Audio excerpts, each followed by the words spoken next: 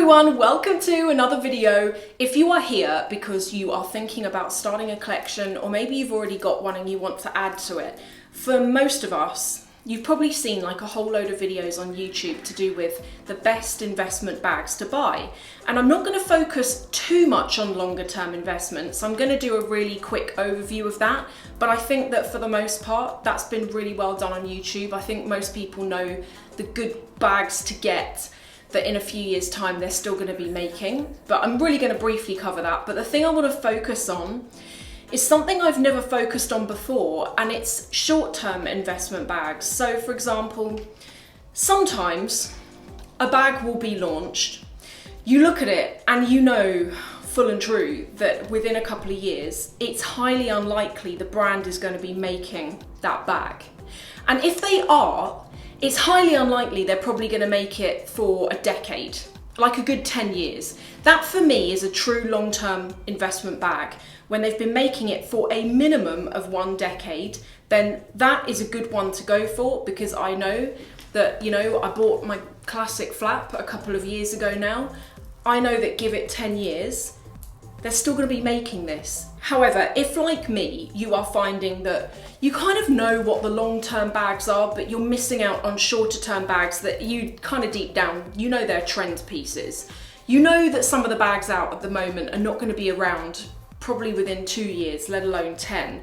And you know that if you buy it, you are unlikely to be able to get your money back out of it. And when you're spending a couple of thousand on something, unless you're like super rich, or even if you are, anyone who's smart with their money doesn't want to have to lose like a big chunk of it to something like that. So let's look at short-term good investment bags. You can get your money back out of bags that are trending, but there's a tactic to it, there is a strategy.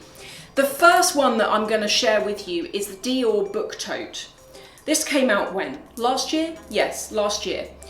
They have just released a newer version, an updated version is in a smaller size. Now if you take the Book Tote, either one really, it's unlikely that this is going to be something that's still going to be around in 10 years' time. It might still be around in 3 years' time, but then to me, I'm guessing it probably won't be. So here is what you can do. Now let's have a look at the Book Tote for a second. This bag in the larger size currently retails for about £1,900. The smaller size, I'm going to put the details here because I don't know the price off the top of my head. Now, one thing that I do with long and with short-term investment bags, before I buy them, I want to know, am I going to lose a ton of money on this? And I don't necessarily not buy something if I think that I'm going to lose money on it. For example, I've got an Yves Saint Laurent bag that was £1,200 new. And when I double checked it on the second-hand market, they were going for tops £800. So I bought it second-hand. Why not? I've saved myself money there. It came in really good condition and it had all of the paperwork with it. So sometimes it really pays to go and check those second-hand websites first. And unless you're someone that really only wants brand new, then that's fine. But if you're kind of like me and you'd rather have what you want and save a bit of money at the same time, then give that strategy a go. So this is £1,900 at the moment. Now, if we just have a look here, this is what's on Vestiaire Collective at the moment. And I was just kind of scrolling through. Now, when I'm looking to see what things go for, I don't look at the prices that people list them for, because what someone wants for it and what someone's willing to pay are two separate things. But look, if we keep scrolling, I'm going to take you through to the section where everything that's grayed out has been sold. Now, if you look at some of the prices here, the prices that they are selling for is not far off what the bag is new. And in fact, some of the prices they've sold for are more than what that bag is currently. There's a couple here that I think went for about 2,000. And as I say, at the moment, the bag is 1,900.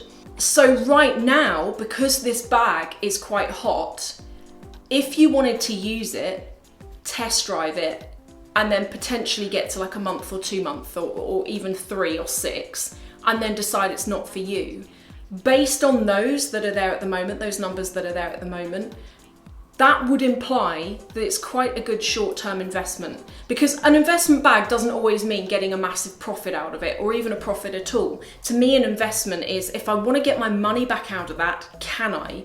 And at the moment, this is a good thing to do. I always think, I personally dabble in stocks and shares. It's something I've done for a while now. And sometimes you buy stocks that are, you know, long term, they're complete duds, but there will be like a little peak in the market. There will be something that happens with that company or with that organization, and you will get that peak. You can then make a bit of money and sell it before you know it's going to go back down to what it was again. And to me, I do the same thing with bags. The second bag, which is a really good example, and there are none currently on sale anywhere on any pre-love websites, but it's the new Dior 30 Montaigne bag. This came out last week, I think. It is 2,300 for the fabric oblique version, and I think it's 2,700 for the leather version. I really do like this bag, and I do not think it's going to be round at all. I think that it's possibly going to be a replacement for the Dior bag. I maybe can see them phasing that out, I'm not sure. I think it's going to be a bit like the saddle, where it's going to be around for a bit. So, like, definitely throughout Maria Grazia Chiuri's time at Dior until whenever she decides to move on. Hopefully not, because I quite like her stuff, but I think it's one of those bags that it's not going to be a classic. It's not going to still be here in like 10 years time. If, like me, you're thinking, I really do want to try that bag, I at least want to use it for a year, then I think now is a good time to do it. And I do think as well, with the short-term investment bags, the best thing to do is to buy them as early on as they get released as possible. Because again, if you think about the Gucci Dionysus, that peaked in 2016, at the end of 2016. And I could tell that was going to be a trend bag. It was everywhere. It was something that was really playing on my mind. But I decided I wanted to leave it and see how it went. If I bought it in 2016 and sold it by the end of 2017, the small one, which was around about £800, I believe I could have got my money back out of that at the time. Now, you can pick those up secondhand for like £400 or £500, the mini size ones. So it just goes to show that you've got to pick the right time to buy and then the right time to sell, but you can still get your money back out of it if you're smart with the timing. The next short-term good investment bag is the YSL College bag. This is a really good classic that they've been doing for quite a while. And it's a weird one actually, because normally when I think about short-term investments, they are bags that you can see them making for like 2 years tops and then phasing out. That for me is a short term. A long term is something that's been around for like 5 to 10 years. Now with the college bag, that's not been around for anywhere near the 5 to 10 year mark, but it has got that certain look about it that you could imagine they're going to keep going with it for a longer time still. I have found that with Yves Saint Laurent bags myself, it is cheaper to buy them secondhand than it is to buy them new. Whereas Chanel is the complete opposite. Normally with Chanel, if you buy secondhand, you're paying the price of in-store, if not overs for them. But Yves Saint Laurent, it's completely different. However, it's a good short-term bag because, check this. So this bag, if you buy it new, is £1,540. But if just having like a really quick check at the moment on secondhand websites, and I always shop on Vestiaire Collective, is my favourite place to shop. If you have a look for what they're actually selling for on here, they're selling for around about £1,100, £1,200, which isn't the exact amount of money that they currently cost to buy. However, if you look at this tracked against other brands, like some Louis Vuitton bags that I can think about, like absolutely crash when it comes to being able to sell them secondhand. However, if you were to buy that YSL bag, use it for a bit and then sell it, you've not actually lost too much money. I think out of all of these things, like the book tote, if I was going to buy one, which I really do want to, I still think there's a good couple of years left in that, particularly as they've just brought out the smaller size. Definitely that's going to be here until the end of the year, the popularity for it, the desire for it.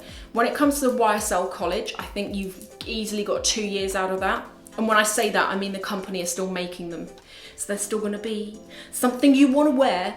Okay, so there's some of the short-term investments. And for any of you who watch and you're also like me, where you're thinking, do you know all these great new bags are coming out from Dior mainly at the moment. They're really hyped, they look really nice, I wanna try it, but you know, is it gonna be like a total failure? Do what I'm gonna do. Buy it, enjoy it, sell it. Or keep it if you don't care and if you just love it. Now moving on to three of the absolute best longer term investments. The first is, actually this is one of two. The first is the Chanel 255. That version is slightly different. It's got a different chain on it and it doesn't have the CC logo.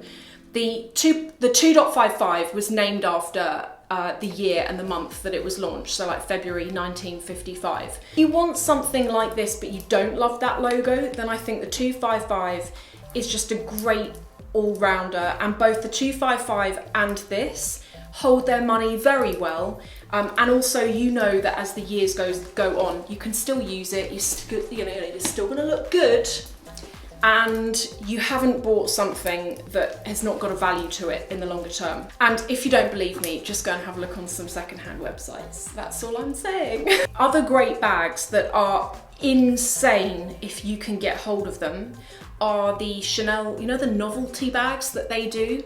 Normally as part of a collection, they will release within that collection some bags that they're collector's pieces. They're not really designed to be used. Some of you may remember the rocket that came out a few years ago. There was the Russian doll. There's been the shipping container. There was a shell as well, wasn't there, just recently, a seashell. They're these bags that are kind of made out of acrylic perspex. Those bags, first of all, they're really difficult to get hold of. There is normally a waiting list for them, and the prices of them are insane. The shipping container, I didn't want that, by the way, I saw it and I thought it was a bit silly, but the shipping container was around about 10,000. I believe the rocket was 14,000. Please correct me if I'm wrong. It was definitely over 10 though, I remember it being like that. The reason why these bags are the absolute best investments is because you cannot get them. I've checked all sorts of secondhand websites and they do not come up. And they make such small runs of each of them that if you can get hold of them, they're great things to buy as art. It's not like a wearable bag that you could or would want to use. It's the kind of thing that you would buy and you put it in your house somewhere. But if you did want to sell it, your chances of getting good money from it would be reasonably high.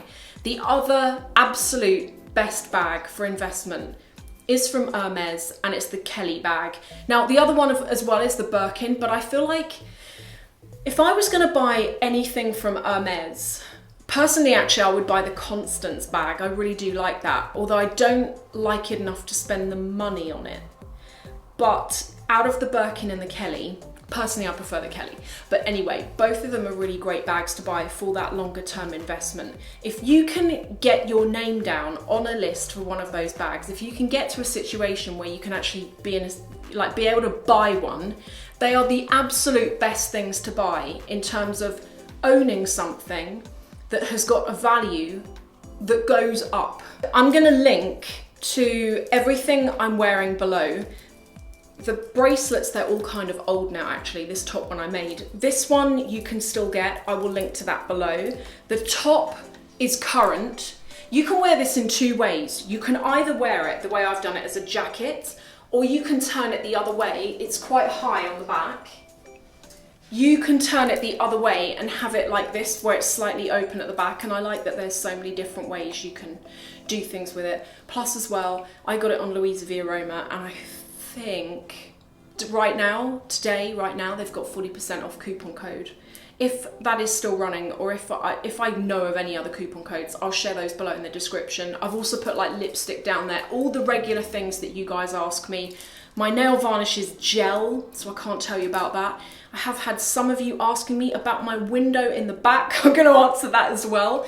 This is a new loft conversion that we've got over the garage, and this hole here, this was originally, so we're in the ceiling bit of the garage, right? This was originally a hole that was in the roof bit of the garage, and I think it was to let air through, and we could either have bricked it or we could leave it and put like a pane of glass through it. What you can't see is that that wall is windows, so it's quite light and bright in here, and this has just been, it's been something we've been working on for a while, and I'm so glad it's finished now, because this whole space, right down the other end, I've got a bathroom in here, and then down the other end, I've got my office room, and then this is just where I film and stuff like that. So this is good for me, because I can get out the house and not feel like I'm going from my bed to next door in the day. I've actually got somewhere dedicated to come to, which is great. So that's what the window's about. Hope you like it. Thank you for watching, and I will see you in the next video.